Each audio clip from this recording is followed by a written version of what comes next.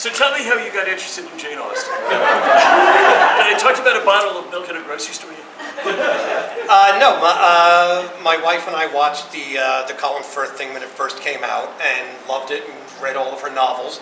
And really enjoyed them. And we have all the movies at home, every single one of them.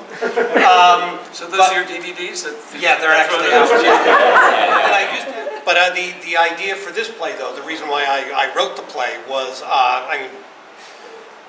my play Engaging Shaw went up in Vienna, Austria, and it was cast out of London. And I told my wife a little about, who was in the play, and she got really, really excited. She read their bios. I can't wait to meet this one actor. I was like, why? Well, his bio says he was in The King's Speech.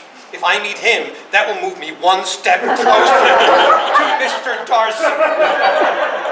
And I was like, wow, I can't compete. And I knew she wasn't the only one. It was like all white girls with a college degree, So I was like, definitely, I wrote the play based on that. And what I did is like, all right, how do men not live up to Mr. Darcy? And so I put out a call on like Facebook and social media to all of my female friends, give me your very worst experience on a date with men. Every single thing that's in here came from that. They are all true. I deserve love, that's my wife? True. First of all, I know Betsy isn't here, but a big round of applause for Betsy. She created all the costumes. Yeah, that's help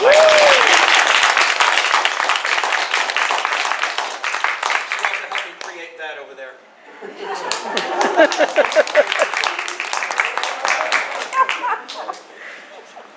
Little side trip. You had a play done in Israel recently. Yeah, it was Jerusalem. It was the first play that we produced here. Well, not here, but the one upstairs. The very first production we ever did, The Council of the Tramp and America's Sweetheart. I understood it was well directed. Yes. Not as well as you, Stan. Matthew came very late to the rehearsal process. We lost an actor on Easter Sunday. Like 10 days before we were supposed to open. Are we supposed to go religious on that? No. Losing somebody on Easter Sunday? And then 3 days later, Matthew arose. We lost an actor, and Betsy, my wife, remembered Matthew from when he did stand-up here, like a month or so ago, and he's doing stand-up again. When? Double feature at Smitty's, a Matthew Presentation Lily show. When? Tuesday the 17th and Thursday the 19th. There we go. So he said yes, like within half an hour of us losing that actor. I sent him the script. The next day, he was off book. He showed up to his first rehearsal off book and fit seamlessly into the production. We're really excited to see the show.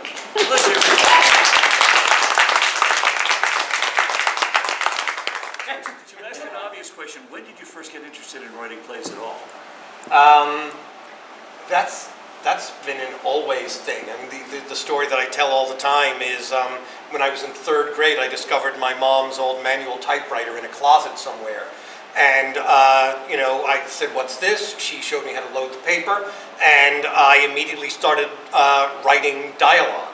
I didn't write stories. I plagiarized episodes of F Troop and the Dick Van Dyke Show. And it was comedy. It was sitcoms and Abbott and Costello routines. I was just, doing that from the beginning. So, yeah, it's a calling. Like a line, blame it on Beckett. It's a calling, like the priesthood, but with a lot more sex. Yeah. Not a lot. The right kind. In Stories I May Not Tell, which is another play by John Morogiello that we got to do here, you talked about the fact when you learned how to structure a play that was fairly late in your development, which yeah, it was after I started teaching plays. Because when you learn playwriting in college, first they say, start your play, and then, we'll tell you how to write it. And they never really teach you structure and how to structure a scene or anything like that. And the only good advice I really got in college. It was in graduate school. One of my professors said, if you want to be a playwright, write roles that actors want to play and write scenes that directors want to direct. And then they will seek you out. And so I approached the playwriting as an actor. What would be a fun line to say here? This is a very complex play. I think this is what, the second or third time I've either seen a reading or performance. But this is the first full-scale performance, right? Yeah. First production, certainly the largest production we've ever put on. Yeah. Did it go through many iterations from the different readings? Yeah, it did. In the first draft, we didn't kill Darcy. It ended with her kind of being open to a relationship with Alex. And my dramaturg, I was working with Heather Holinsky, who's thanked in the program. And Heather, if you're watching this, thank you. She was the one that said, you can't call a play Die, Mr. Darcy, Die unless you kill Darcy. But she also told me, like, I need to be careful as a man writing a play about women that, as Alex is the only nice guy in the entire play. Every other man is absolutely terrible. Thanks.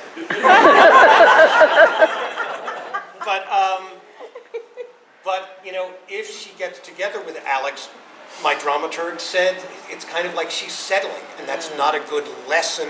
If this is, what is it like for a woman hitting this milestone and dealing with these things? And so we came up with the idea of, killing Darcy by cleaning out the closet and just putting that life behind her, which, when my dramaturg read it, she said, women do that all the time. And I said, they do? They do, yes, I meant that. And so it was just getting rid of a bad relationship and ghosting Mr. Darcy.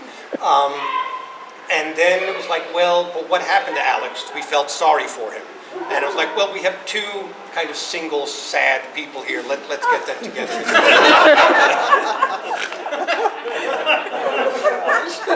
Originally, you were not scheduled to direct this production. Somebody else was, and then you stepped in as the director. Yeah, that was fun. We originally cast this play last June. And we lost the director, and then we lost half the cast because her friends didn't really want to do the show without her. And I understand that absolutely. Everyone's got to make their choice. So we had half a cast and no director, and I was like, who is going to direct a show that somebody else has cast, and at the last second? And I don't like directing my own work at all. I like an outside person looking at it. And the cast was very, very good about, I would stop and say, all right, what is going on here? Because the actors usually know my characters better than I do, because I'm just, I'm telling jokes and I'm telling a story, but they're living these things. And so, all of the cast members were very good. It's like, is this me being a guy here? Is this me being old here? And everyone was very good on saying, a woman would not say this, they would say this. Gender fluidity means this, sexual orientation means that. And I was like, thank you. So it was a learning experience for me as well, and I liked that. And I pretty much threw away my playwriting role once I entered into the directing sphere, into rehearsals, and just asked the actors what is going on. And they told me, and we created from there. And it's a much sadder play after dealing with these actors. I thought it was light and funny. They're like, no, it's deep. I'm like, oh my God, what did I write? But these are the discoveries you make. So. You anticipated my next question. What did you learn as a director that you didn't realize as a writer? That's pretty much it. What we tracked a lot in rehearsal is, what is Trudy's story? Because most of it happens off stage. We're seeing it through Laura's eyes, and how do we drop hints of it without giving it away? And so Erica and Terry and Matt and Zoe were really, really good about connecting. Where are we in their relationship now? Why is Laura not seeing this? How do we get this across to the audience, or how do we keep it from the audience, not give away too much, but still keep it true to the characters? And the big moment that I didn't think was really big, but Erica thought it was massive, was when she takes his hand out of his at the bad sweater party, and he says, "Hey, give me that hand back." Because it happens after he says, "Not all men sleep around." And she goes, "Well, I know you wouldn't," or something like that. And it's like, ooh, it's all right there. I didn't know it was there. We discovered it. Before we get some questions from the audience, and we do want to hear your questions, I noticed you gave the intimacy director large billing in the playbill. Yeah, well, it's a crucial role. It's the very first time that we've ever used one. And Emily Suture's just fantastic. Hire her for all of your intimacy choreography needs. No, it's a new thing, and I think a necessary thing that we're doing in theater over the last 5 years, treating intimacy choreography the way you would fight choreography, so that we know what the boundaries are, we give permission and we withhold permission, and those lines are respected. Do you guys want to talk about working with Emily and working with an intimacy director? Because I think for a lot of you it was the first time, right? Yeah, it was my first time working with an intimacy director, and it, like you said, is very similar to fight choreography, which in many ways makes it feel easier, because in past experiences, I've been in shows where the director is just like, "Now kiss," and that's awkward and uncomfortable. And demands a lot of the actor, and it really takes you out of the character. And this kind of being able to block out, your hand goes here, your hand goes here, then you're going to need to breathe at this level, that made me able to be my character more and have kind of the insecurity level back down a lot, because I knew what I was doing and I felt comfortable in it, and there was a lot of checking in and making sure that everything was okay and set. So I really appreciated it. It's something that I hope to have in everything I do from now on. Yeah, absolutely. I have to tell you, when I read the script, do you have a question or a comment? I'm just supposed to add on to that. If you've done theater before and you've done fight choreography, there's usually a fight call before the house opens. So when all of you sit down. So 10 minutes before the house opens, Kristen and I always go over the whipping scene on the table over there in the big fantasy moment. And I always compare, this is not my first time working with an intimacy coach, and I treat it just as seriously as a fight call, where it's you gotta make sure that you're in a safe environment, so God forbid something goes wrong in a sword fight, you're still not gonna get hurt, and just your boundaries are still not gonna get violated, or breached, should something go slightly awry. So we always practice at half speed, go at full speed, just to make sure that we're both on the same page and we're ready to go when the moment happens in the show. Question that I have for you, Joe. When I first read the script, the very beginning of the play, there was a moment that I said, how is John going to stage it tastefully? Mm-hmm. And when I came to a final dress, so this was not my first time seeing it fully staged, and I thought you handled it really well. Was that you or Emily? That's Emily. And all of the intimate moments, she choreographed and staged those. I said they'll be in 2 chairs, center stage. But she was the one, it's the moment where the stage direction is, he takes her hand and puts it on his crotch. That's the stage direction. And that's very easy for a playwright to write and say, go! But, at no point is that ever happening in this, because it is masked by the leg, and he's, and so it is just a hand on a knee, a hand on a leg, and it is not. It's all like a fight. It looks so real, it's not real. Same thing when Dad spanks Mom. When Dad spanks Mom, he's hitting his own leg. He's not spanking her at all. That's what. Yes. So you kind of touched on it a little bit, a man writing a play about women and such a feminist script, which as a woman I appreciate. So I just wanted to know what kind of research you did. You kind of talked about works in progress as you were directing it, but what kind of research did you do as you were writing it? I mean, quite a bit on Jane Austen. With regard to things like Judith Butler and those sorts of feminist theorists, just enough to make myself dangerous. Because I did not know that Judith Butler's pronoun was they. It was originally she in the script, and Matt was the one, they go by they. And I was like, thank you.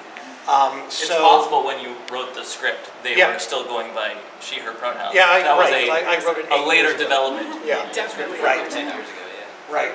I did write the show 8 years ago. My dramaturg did some research on Mr. Darcy in literature, and she was the one, she sent me an article, she said, you have to read this, and it was all about Mr. Darcy as the critic of women. How he, Jane Austen was kind of writing a parody of literary critics, and Darcy was a literary critic of all the women in this town. And I was like, that's really interesting, because I looked at it as like, that's who Laura is now, and so that's how I was able to make those connections based on research. Did I do it? It was handed to me by a very, very smart woman. I'm surrounded by them, and I'm very lucky. Listen to smart But people. I like what you said earlier, though, where it's like when you first got the idea of the play, like what you did is you went to social media and you went out there being like, hey, women, give me your worst dating stories, to get like to do research from primary sources, So like those awful stories you see on stage actually happen to women telling their stories that are now created on stage. Other questions from the audience? Bill. Yeah. Having done a number of shows where I've had more than one character in the show, I direct this at all the actors who were up there who had more than one character. How did you find keeping all those characters straight, the different voices, the different characteristics? Was there any difficulty in moving from one character to another? And how do you prepare for such a thing in the show? I'm going to grab the mic and give it to Jackie.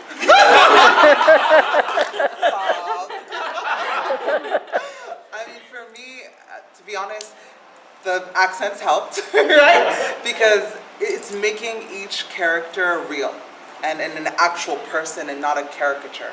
And so I really take them as, okay, this is Samantha, and like, I'm doing yoga right now, right? And then like, this is my life. And then change it up to, well, I'm a Nigerian person reading this erotica of Darcy, and it's terrible, right? And so like really making it a real person and staying in that situation and in that person in the moment and really being present.